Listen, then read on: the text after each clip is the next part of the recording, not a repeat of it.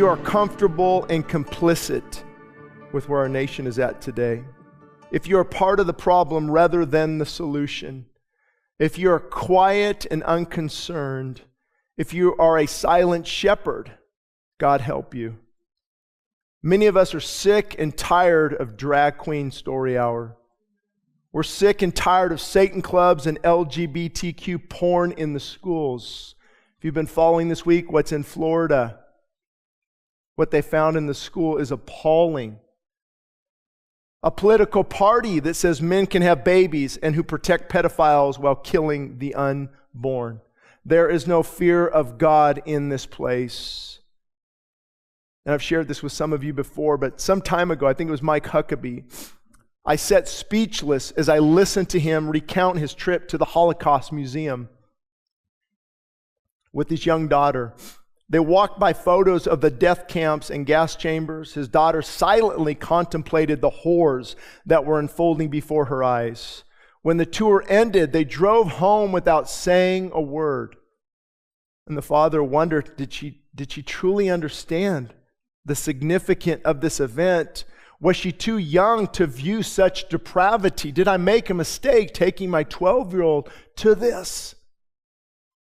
And his questions were answered nearly 2 hours later when his daughter finally looked at him and asked, "Daddy, why didn't someone do something? Why didn't someone do something?" Will we have to answer that same question in our generation? And I thought about this. I don't know if I want to share it, but I think it's appropriate. I was actually born here in Los Angeles County, where all 5 of my children were also born and where my parents are buried, just over that hill. My dad came here in the 1950s from the farms of Oklahoma, and my mom from Southern California, back when men were tough as nails and hard work was an asset, not a liability. Masculinity wasn't toxic, it was symbolic of God's design. I was taught how to hunt, how to fish, how to operate heavy equipment, everything from dozers, excavators, loaders, Caterpillar, John Deere. My grandpa built the local Little League field, and my mom prayed down heaven just over that hill. I met and married my wife, raised our kids, and planted Westside Christian Fellowship. I taught my son to throw his first pitch, took my daughters to their first dance, and watched all of them take their first steps, shed their first tears, and commit their lives to God just over that hill.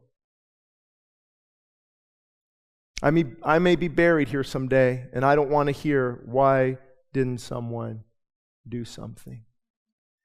You see, I believe, folks, and I catch heat for this all the time, but I believe California and America are worth fighting for. I really believe that.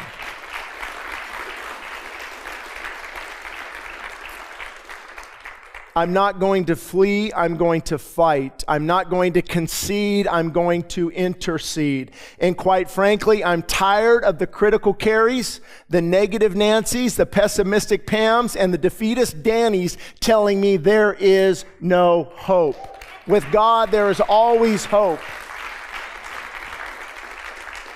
Now, I don't have a specific verse for California or America per se, but I have a specific biblical principle called intercession. Let me tell you briefly about intercession. Moses went before the people and he interceded, said, God, stay your hand of judgment. Don't wipe them out. Abram went before even Sodom and Gomorrah. He stood between it and said, Lord, do not destroy these cities. Give me 50, give me 40, give me 30, give me 20 righteous men, and I will spare it because of my servant Abram's sake. David went before the people. Nehemiah, he wept. He said, the sins of my people. Daniel wept and said, the sins of my people. Esther said, I might perish, but I've been called for such a time as this to intercede on behalf of the people. I've got credible biblical principles that says the church needs to get on her face again before Almighty God and cry out for another national awakening. Oh, hold on. I didn't tell you about Ezekiel. God says, it opens up in the book of Ezekiel, Son of man, go to this rebellious people and tell them of their sins. They will not hear you, but they will know that a prophet of God has stood among them. And he goes on to say, I've called you to be a watchman on the wall, to warn, to confront. Instead of the balm of Gilead, we have the poison of Jerusalem running through our veins. And Ezekiel, God says, look at my prophets. They are like roaring lions devouring the prey, which is the people. Look at that today. Look at the so-called voices of God. When you stick a rainbow flag on your church, you are apostate. What you're doing to children is an abomination in the sight of God. They are tearing them apart. Oh, and he says, look at my priest, the intercessor, the pastor even. They don't even know how to tell the difference between the profane and the holy. Whoa! Is that not happening today? Calling good evil and evil good. Wicked abomination. And God says, look also at my princes, which are my politicians. They are like hungry wolves devouring their prey. The heart of God, he said, because of this, he said, so I sought for a man from among them. Because of the travesty, he didn't say, I'm going to judge this wicked land. He said, yes, this is happening. Yes, this is going on. Wicked rulers, wicked politicians, ungodly pastors. And because of that, for my people, so I sought for a man from among them to build a wall and stand in the gap before me, that I might not destroy the land. Could it be that God is looking for an intercessor? The word just means go between. God says, listen, my son or my daughter is going between this perversion, and I want to judge that, but now I've got an intercessor. I've got a broken, humble person crying out to God. It reminds me of Jesus on the cross, interceding for the sins of the people. The power of intercession. And I know we offend people, but I can't apologize when we say, get to morning worship, get to the prayer meeting. Stop saying that, Pastor, that offends me. Well, get on your face before God and intercede for our nation and for our state. Who told you coming to church twice a month when you feel like it and not doing anything is biblical? No wonder we're in the condition we are in. Lord, have mercy.